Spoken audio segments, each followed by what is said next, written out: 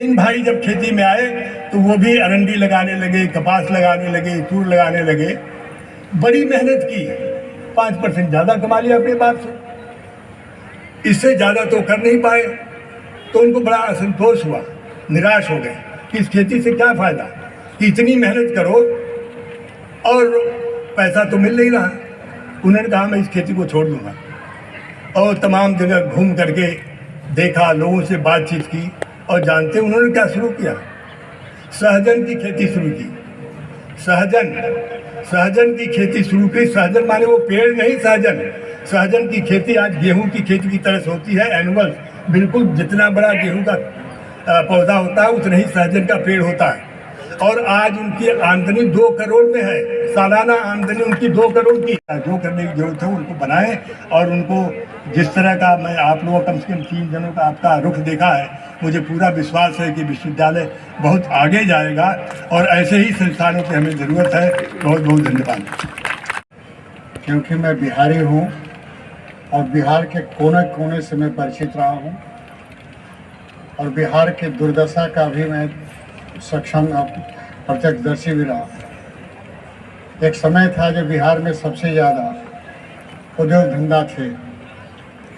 उसके बाद समापन के बाद, जैसे उदाहरण दे रहा हूँ, तो हमारे यहाँ टाटा, बिरला, डालमिया तीनों वर्ग सबसे प्रमुख रूप से कहा करते थे। साउथ में 30-35 शुगर मिलें थी।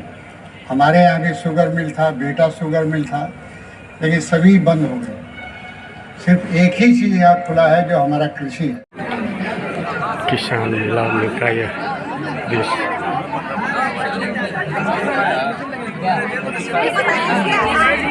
मछली का कंकाल। हाँ। जी क्या इसमें क्या दिखाने का प्रयास कर रहे हैं? ऐसा होता है। क्या नाम हुआ आपका? अनुज कुमार। अनुज कुमार। आपका? अनुज कुमार।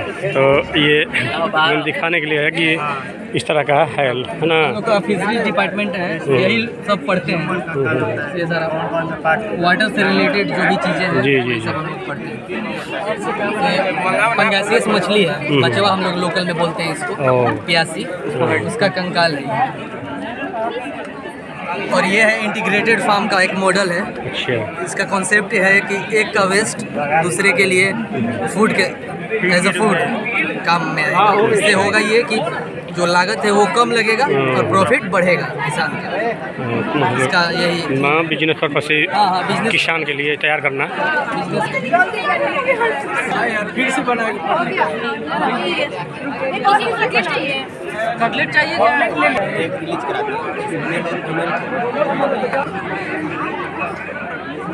क्या क्या नाम हुआ आपका? आश नारायण सिंह। कहाँ से आए हैं? नवी नगर। अच्छा, कैसा लगा यहाँ जब आए? अच्छा लगा। इसे कुछ फ़ायदा लग रहा है?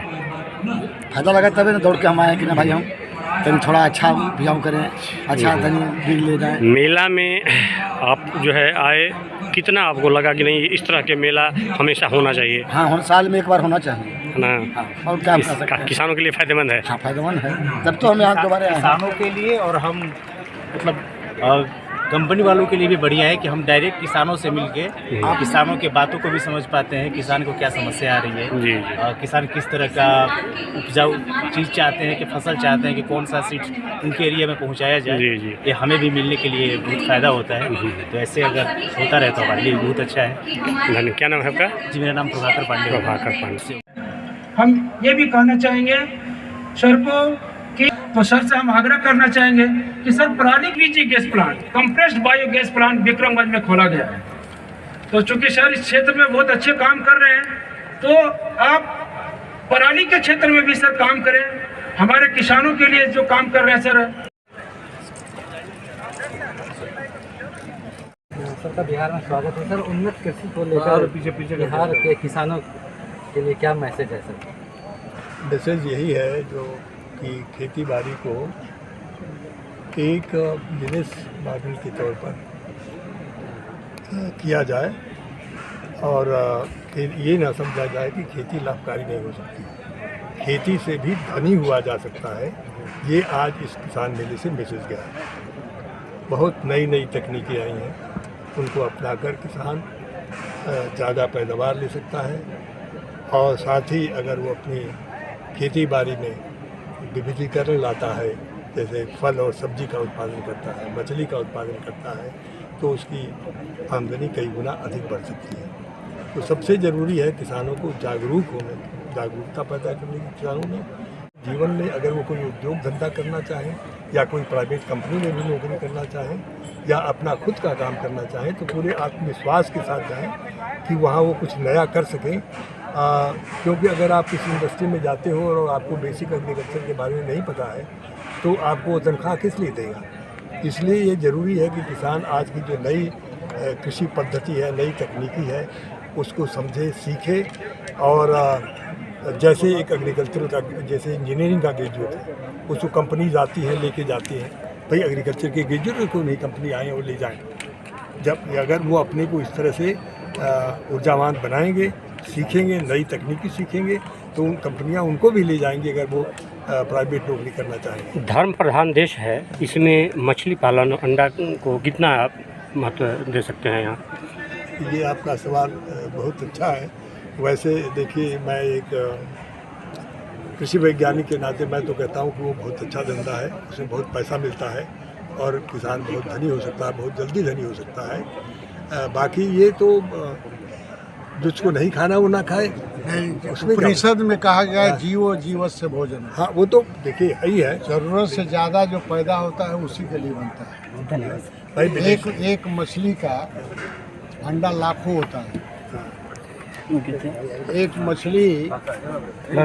मछली का अंडा लाखों होता है और उतना प्रोडक्शन होते रहे तो सब पूरा समुद्र भर जाएगा। प्रकृति बैलेंस करने का एक योजना जो है प्रकृति ने ही दिया है। हम भी प्रकृति के एक जीव हैं। अब बताइए कि जितने भी सुबह से शाम, दिन भर में, रात भर में कीड़े मकोड़े जन्म लेते हैं, सवेरे पक्षी उड़वा के खा लेती है, तो उपनिषद नहीं जानती है। उसको तो ये धर्म का ज्ञान नहीं है, वो तो बस जानती है पेट भरना करना। तो इसलिए उस तरह का निरर्थक बात, धर्म परायण है तो धर्म में ही ये दिया नहीं, जिसको नहीं खाना वो ना खाए, वो बात दूसरी है। बट जहाँ उसकी डिमांड हो, मतलब आप प्रोड्यूस करके विदेशों में भी तो भेज सकते हैं।